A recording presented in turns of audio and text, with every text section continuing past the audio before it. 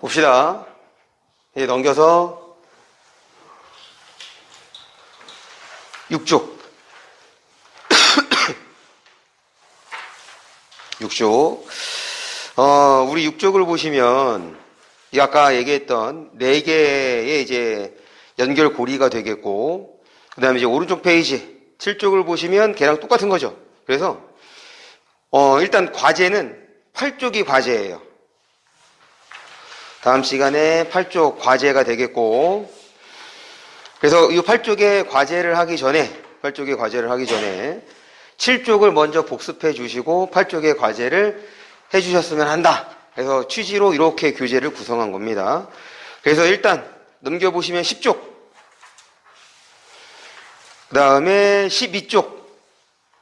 그래서 이제 문단과 문단까지만 보고 바로 글 전체로 들어갈 거예요. 글 전체는 우리 이제 기출의 바이블 그 교재를 통해서 진행을 하겠습니다.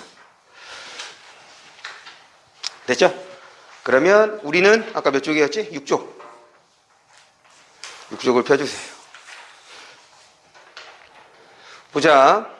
그래서 아까 그 방법이 적용을 해보는 거야. 봐봐. 우리 공자 사람인 거 알죠? 공자는, 그래서 이제 공자와 관련된 무엇을 설명하려나 봐. 그런데 공자는 군주는, 봐봐. 이중주어가 됐지? 그러니까 여기서 끊어야죠. 끊어서 어떻게? 지금 공자가 군주에 대해서 얘기를 하는 거야. 그러니까 군주와 관련된 서술어와 공자와 관련된 서술을 좀 구분해 줘야겠네. 계속. 그래서 공자는 군주에 대해서 얘기를 하는데, 군주는 군자다운 성품을 지녀야 한다고 함으로써 앞으로 로서, 그 다음에 서, 혹은 뭐뭐로, 여기에는 서나 혹은 써가 생략될 수도 있거든. 이런 게 나오면 무조건 끊습니다. 특히 이 로서와 로서의 경우는 얘는 같음으로 연결이 될 거예요. 무슨 말이냐면 여기에서 끊었으니까 요 내용과 뒤에 나오는 내용이 같음으로 연결될 대상이 있다는 얘기라고. 이해했어? 그래서 끊었으니까 어떡하자고? 끊은 데까지 정보 처리를 해야지. 그러면 정보 처리는 주술관계 확인이었잖아. 군주는 지녀야 한다 이렇게 되는 거죠. 맞아? 이렇게 함으로써는 공자가 얘기한 거고, 맞지? 지녀야 한대. 뭘 지녀야 한대? 군자다운 성품. 이렇게 되는 거지. 됐어? 그러고 난 다음에 이제 읽을 거야. 그런데 그 읽을 때 앞에 있는 얘와 이제 연결될 것들이 있다고 생각하고 읽어야 된다고. 아까 로서는 같음으로 연결된다고 했으니까. 볼까? 정치적 지도자가, 그러면 정치적 지도자랑 뭐랑 연결이 되겠어? 그렇지. 군주랑 연결이 되겠죠. 군주가 무슨 뜻인데? 군주가 뭐야? 왕. 그러면 왕은 정치적 지도자 중에서 대빵이잖아. 맞아? 그러면 1차적으로 같음과 다름의 기준은 일단 여러분들의 어휘야. 맞지? 어휘력이 뒷받침돼야지 그 단어가 갖고 있는 기본적인 것으로 연결시킬 수 있다. 그래서 여러분들이 글을 읽다가 잘 이해가 안 되는 문장이나 혹은 잘 이해가 안 되는 선택지가 나왔어. 그러면 꼭 그 문장에 해당하는 모든 단어를 다 확인해 주세요. 그러면 이게 이 뜻이었구나라고 나오는 단어가 있을 거야. 그러면 그 단어에다가 표시를 합니다. 형광펜을 쳐주세요. 이게 영단어처럼 단어장을 만들어서 그럴 필요는 없어. 다만 내가 이 교재가 끝났어. 이 문제집이 끝났어. 그러면 그냥 버리지 마시고 다시 한번 여러분들이 표시한 걸 확인해 주는 거죠. 내가 전에 이 지문 읽을 때 이 단어 몰라서 이 단어를 찾아봤는데 지금은 내가 그 단어의 뜻을 어느 정도 알고 있는지 확인해 볼 수 있잖아. 바꿔 얘기하면 최소한 그 단어가 들어있는 문맥적 의미는 처리가 돼야지. 맞지? 처리가 안 됐어. 그럼 다시 한번 찾아보면 되는 거야. 이해했어? 어렵게 생각하지 마시고. 왜 그러냐면 아마 여러분들이 찾아볼 단어들은 앞으로도 한 2-3번 더 찾아보게 될 거야. 왜냐면 지문에 사용되는 단어들이 한계가 있거든. 곱비리를 대상으로 어려운 단어를 죄다 쓸 수가 없잖아. 그러니까 어느 정도 정해져 있다고. 그러니까 어휘에 대해서는 여러분들이 좀 지루하지만 번거롭긴 하지만 사전을 찾아보는 좀 소소한 노력이 필요합니다. 그러면 극복할 수 있어요. 계속. 그럼 정치적 지도자는 이렇게 이제 군주랑 연결이 되는 거죠. 더구나 봐봐. 가져야 할 덕목, 지녀야 한다고 지금 이 표현도 같지? 맞지? 그러면 이 대상도 어떻게 되는 거야? 같아야죠. 그러면 그 덕목이 바로 뭐가 되는 거야? 덕목이 뭐가 되는 거야? 군자다운 성품이 되는 거지. 어떤 느낌인지 알겠어? 계속 아까 으로 끊어. 덕목으로 도덕적 수양과 실천 강조했대. 그러면 덕목이랑 도덕적 수양과 실천이 또한 이렇게 묶여야죠. 됐어? 그럼 결국에는 봐봐. 얘 다 같은 얘기 했던 거지. 새롭게 등장한 내용이 있어? 새롭게 등장한 내용이 없잖아. 다 같은 얘기를 표현만 바꾼 거라고. 요게 인문지문, 사회지문, 예술지문의 특징입니다. 왜냐면 특히 인문하고 사회는, 특히 인문지문 생각해봐. 논리지문하고 철학지문. 이거 추상적인 대상을 다루지. 추상적인 대상을 다루니까 실체가 특정되지가 않아. 그러니 얘를 설명할 수 있는 다양한 표현으로 쓴단 말이야. 그런데 과학하고 기술은 절대로 이렇게 쓰지 않아. 왜냐면 과학하고 기술은 구체적인 대상이죠. 맞지? 우리에게 생소할지언정 구체적인 대상이 명확하다고. 그러니까 이렇게 걔네는 문장을 안 쓴단 말이지. 이해했어? 그러면 인문지문, 사회지문, 예술지문은 같음으로 묶일 수 있는 대상들이 좀 많다고 생각을 해주셔야지. 그렇게 해서 쉽게 묶어서 좀 처리를 하자. 문제 볼게요. 선택지는 일단 주어가 무엇에 대한 것인지를 무조건 끊어서 확인합니다. 왜냐하면 선택지 구성원리의 기본은 이래. 아까 전에 설명 대상이 A, B, C가 있어. 얘가 1, 2, 3, 4였고 얘가 2, 3, 4, 5였다고 치자. 주어를 A로 놨어. 그럼 얘가 옳은 선택지였으면 1부터 4까지의 내용으로 써야 되는 거죠. 그런데 여기다가 이것이 아니라 5번의 내용을 써놔. 그럼 이게 맞는 거야, 틀린 거야? 틀린 거잖아. 그래서 선택지를 볼 때 일단 주어가 무엇인지를 먼저 인식해 주셔야 돼. 도덕에 대한 거구나 라고. 도덕에 대한 거구나 라고. 그러고 난 다음에 뒤에 있는 걸 읽어주는 거지. 군주가 갖춰야 할 성품이다. 군주 갖춰야 되는 거 지금 군자다운 성품이었는데 이건 덕목으로서 도덕적 수양과 실천이야. 그럼 결국엔 도덕적 수양과 실천을 이 도덕이라는 단어로 바꾼 거지. 그럼 얘는 맞는 표현이 되는 거고. 됐어?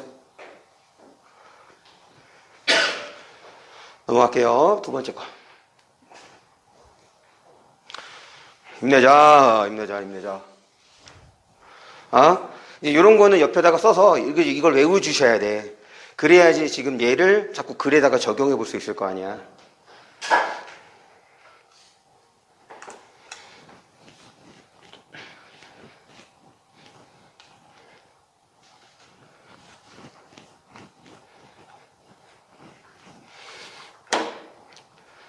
두 번째.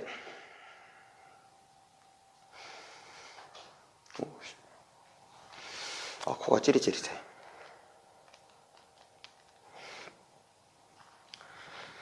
CD 드라이브는 CD 드라이브에 대한 설명이네. 디스크 표면에 조사된 레이저 광선이 반사되거나 건화해서 끊어주세요. 건화가 나오면 무조건. 그래서 뭐뭐 건화가 나오면 얘는 어떤 뜻이지? 또는의 뜻이죠. 그래서 끊어서 숫자로 표시해 줍니다. 끊어서 앞에 거 1번, 뒤에 거 2번으로 이제 구분을 해주는 거야.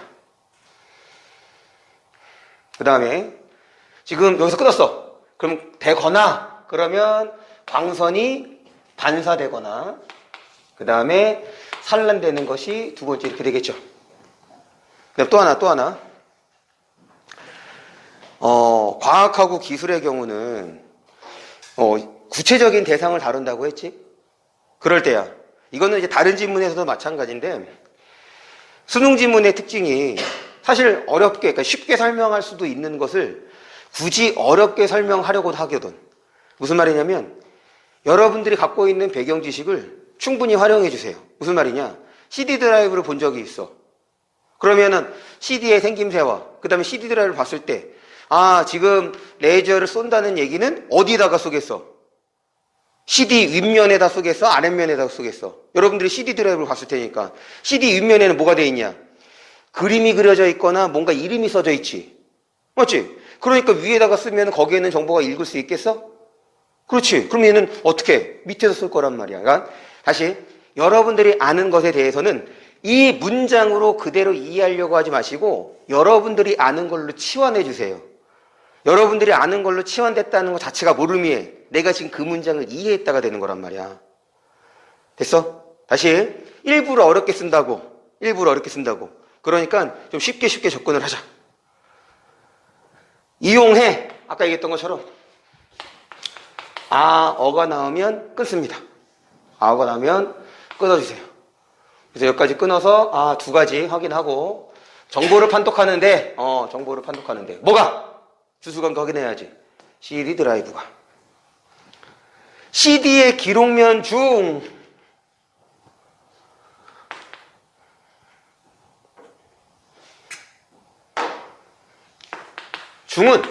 이거는 상하를 보여주는 거지.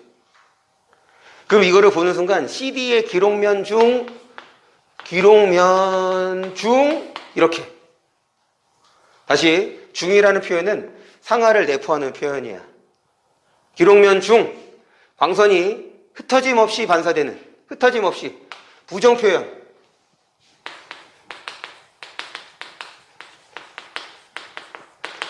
부정 표현은 한 번 더 생각해 주세요.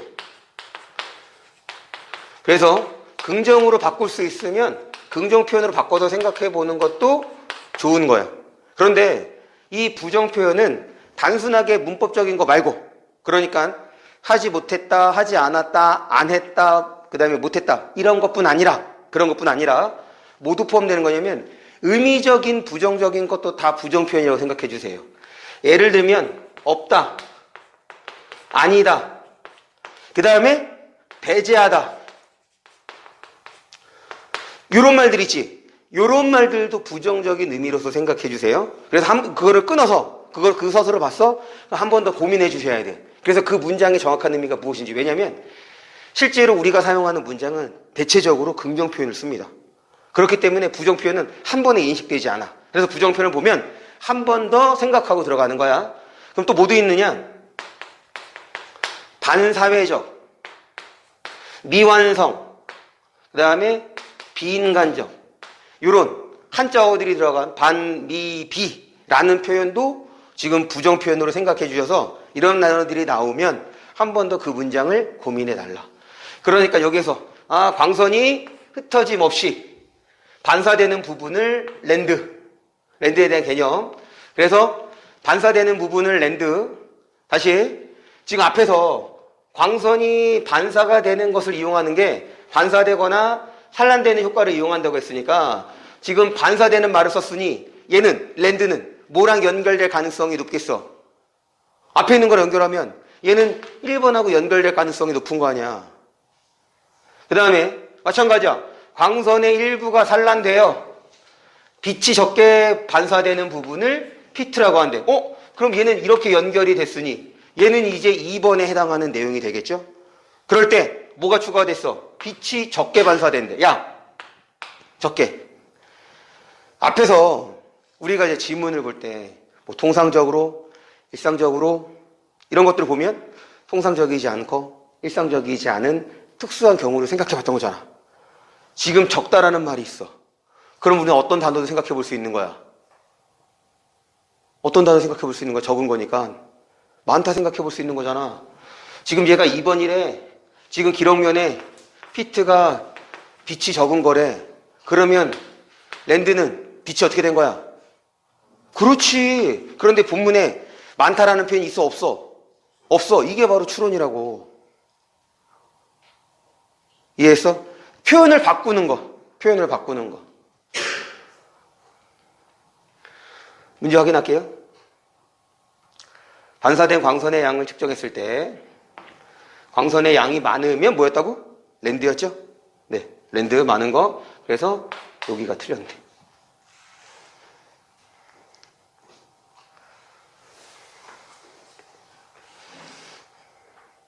다시 1차적으로 같은과 다름으로 연결될 수 있는 건 뭐라고? 어휘적인 측면.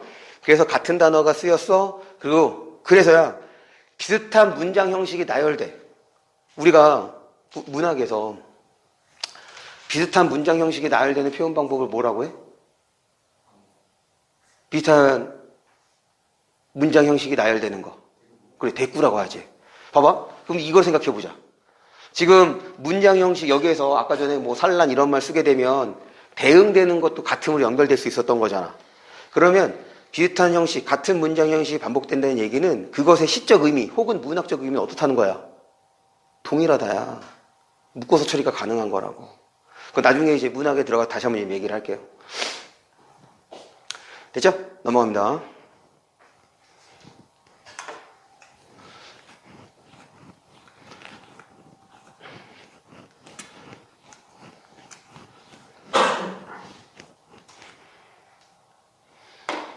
상하, 사람의 뼈에 붙어있는 골격근은, 그래, 골격근에 대한 설명.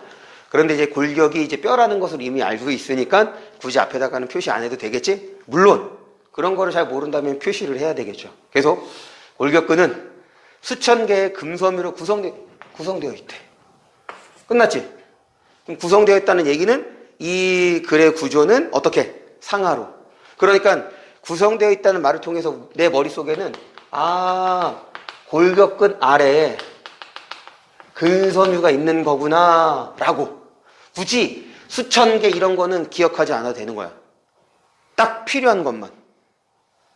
계속 다시 하나의 근섬유는 미세한 근원섬유의 다발로 이루어져 있으면 똑같네. 그래서 근원섬유. 그럼 내 머릿속에는 여기에는 이제 근원섬유가 되겠네요. 그리고 각각의 근원섬유는, 다시 근원섬유는 미오신과 액틴 필라멘트, 미오신과 액틴 필라멘트. 물론 지금 굵은과 가느다란 얘가 의미적으로도 반대가 되는 거지. 이것까지 처리해주면 좋긴 하지만 지금은 이제 짧으니까 처리가 가능한데 이게 글이 길어진다고 생각을 해봐. 이거 정말 세부 정보야. 거기까지는 한 번에 처리 안 해도 되겠다. 다만 근원섬유는 미오신과 액틴 필라멘트로 구성되는구나 라고만 처리해주면 되겠네요. 됐어? 그러니까 글을 이해하는 건 일단 글의 내용을 정리해 나가는 거라고 생각해 주시면 돼. 내가 왜 이 얘기를 하냐면 처음부터 글의 내용이 머릿속에 잘 정리되지 않을 수 있어. 그럼 그럴 때는 옆에다가 손으로 적어보세요. 그러면서 그 적는 양을 최대한 이제 줄여가는 거야. 왜냐면 손으로 적기 시작하면 편하거든. 머리 안 써도 돼. 내가 읽은 거 바로바로 정리하면 되는 거니까. 그럼 절대로 시간 안에 문제를 못 푸는 경우가 발생하니까 처음에 잘 안 되면 손으로 연습을 하되 점점 그 양을 줄여나가는 것으로 생각해 주시면 되겠다. 됐죠? 문제 볼게요. 하나의 근섬유는 미오신과 액틴 필라멘트로 이루어져 있으면 끊어서. 그럼 얘는 결국에 얘네들이 모여서 얘가 되고 얘가 됐으니 이걸로 구성되어 있다. 맞아, 틀려? 맞죠? 얘가 이걸로 이루어져 있다며. 그런데 얘는 이런 것들이 이루어졌다며. 그럼 결국에 얘는 이걸로 이루어진 거잖아. 맞지? 그러니까 맞아. 이 근섬유들이 모여. 뭐가 되는 거야? 얘가 모여서 이렇게 돼야죠. 그런데 설명은 뭐라고 돼 있어? 얘가 이렇게 됐대. 맞아, 틀려? 틀린 거죠.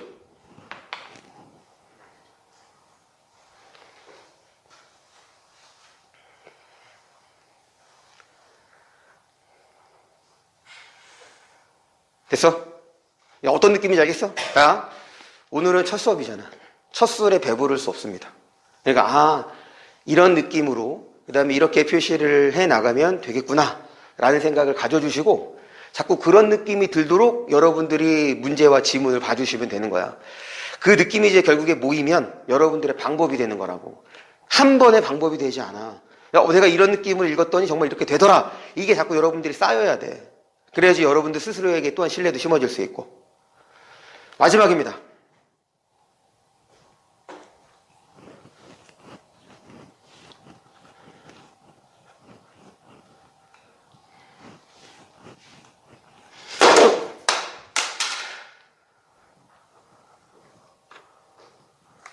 잠 깨라고 한 번 한 거야. 퍼포먼스.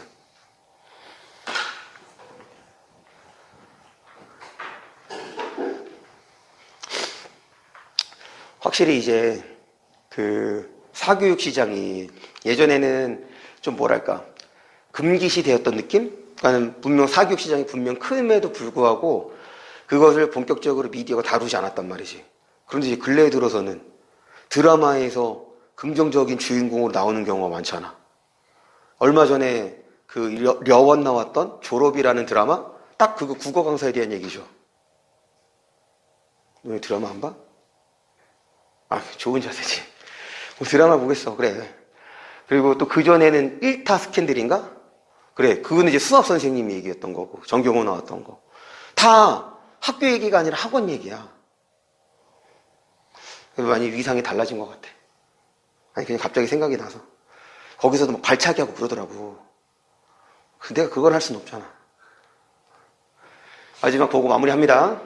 순서. 다시. 순서일 때는 순서 외의 정보는 이제 미루는 거야. 태양 중심문의 온도가 올라가. 아, 어로 끝나니까 무조건 끊어. 끊었으니까 정보 처리. 온도가 올라가. 방향성을 드러내주는 표현은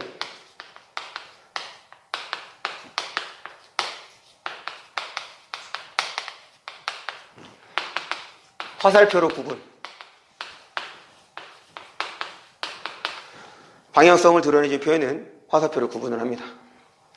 태양 중심부의 온도가 올라가 해규와 에너지가 늘어나면, 그 다음에 조건, 가정, 인과, 사례, 이런 것들이 나오면 무조건 끊으세요.